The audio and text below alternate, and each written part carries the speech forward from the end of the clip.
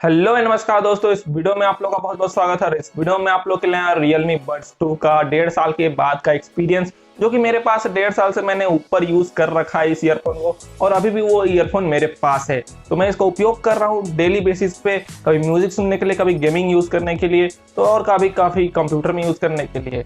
तो इन सभी का यूसेज मैंने रफ तरीके से किया इस ईयरफोन का। तो 1.5 साल के बाद जो रफ एक्सपीरियंस होता है, और क्या आप लोगों को ईयरफोन लेना चाहिए इस साल या फिर आने वाले सालों में, जैसे कि इस साल 2021 है, तो क्या आप लोग को फ्यूचर में डिसाइड करना चाहिए कि इस ईयरफोन को आप लोग को लेना चाहिए या फिर नहीं, इस प्राइस ब्रैकेट के अंदर, जो कि लगभग 600 रुपए के अंदर आता है नॉर्मल प्राइस में। तो कभी कभी ऑफर्स में आपको 500 रुपीज़ में आपको देखने को मिल जाएगा।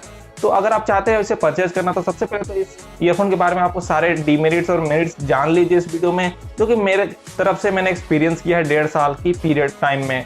तो आपको सारे डिटेल्स इस वीडियो में पता लगी, क्या अच्छाइयाँ क्या बुराइयाँ हैं। तो इस वीडियो को लास्ट तक जरूर देखिए विदाउट स्किपिंग, तो आपको सारी डिटेल्स आपको पता लग जाएगी इस ईयरफोन को खरीदने से पहले। तो चलिए इस वीडियो को यहाँ आगे बढ़ाते हैं।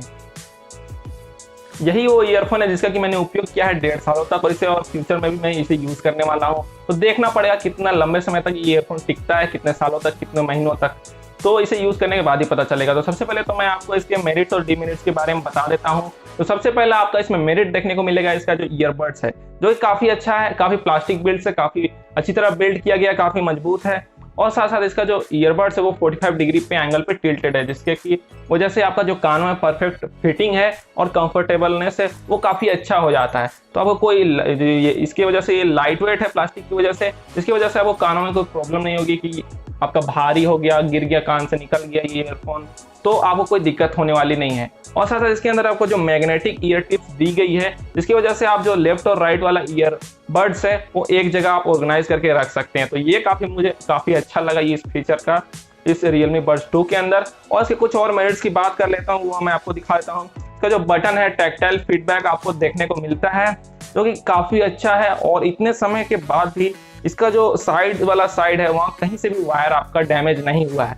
तो ये मुझे काफ़ी अच्छा लगा। और अभी भी ये बटन ड्यूरेबल है, मेरे ख्याल से काफ़ी अच्छी तरह काम करते हैं, कोई भी दिक्कत वाली बात नहीं है।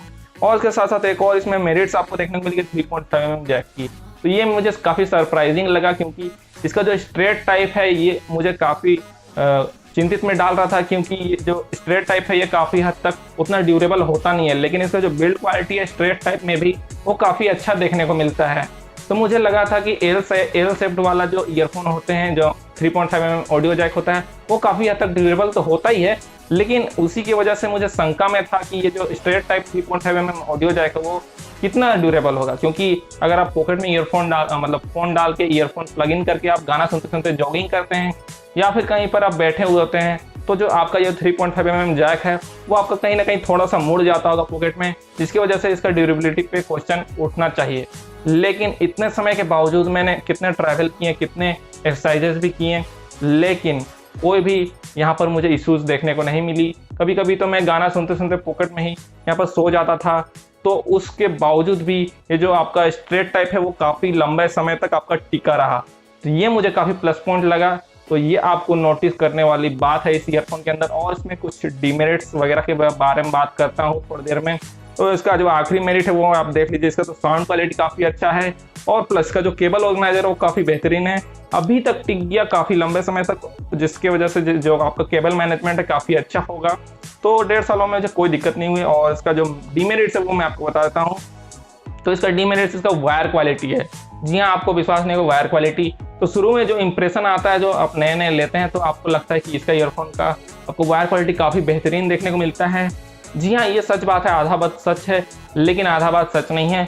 तो इसका जो आपका वायर क्वालिटी है, इसका जो नीचे का हिस्सा है जहाँ पर आपका क्लॉथिंग वाला फिनिशिंग दिया हुआ है, वो आपका काफ़ी मजबूत है, वो आपको कोई भी इशू नहीं देगा। लेकिन जहाँ पर इसका डिवाइड होता है, लेफ्ट और राइट का सेपरेटर, जहाँ पर से आपका ईयरफोन सेपरेट होता है, वहाँ पर आपको देखने को मिलेगा वो रबर टाइप में आपका फिनिश किया हुआ है। लेकिन वो शुरू में लगता है कि आपका काफ़ी लंबे समय तक चलेगा, लेकिन यहाँ जो रबर यूज़ किया गया है वो काफ़ी पतला है, लेकिन लॉन्ग टर्म में आपका कहीं ना कहीं डिग्रेड हो जाएगा। ये मेरा भी डिग्रेड हो चुका है, और मैंने इसे सेलो टेप की मदद से यहाँ पर इस तरह सेफ करके रखा है।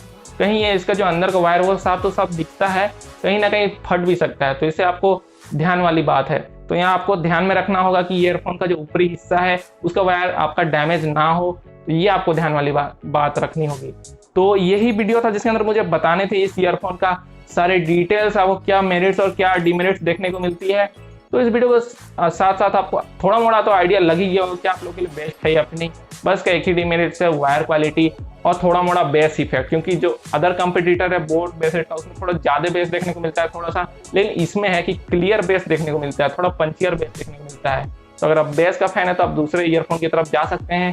यदि आप इसी तरह का लेना चाहते हैं ईयरफोन, यही ईयरफोन लेना चाहते हैं तो आपको कोई दिक्कत नहीं होगी लॉन्ग टर्म यूसेज में। बस आप वायर क्वालिटी का ध्यान रखिएगा।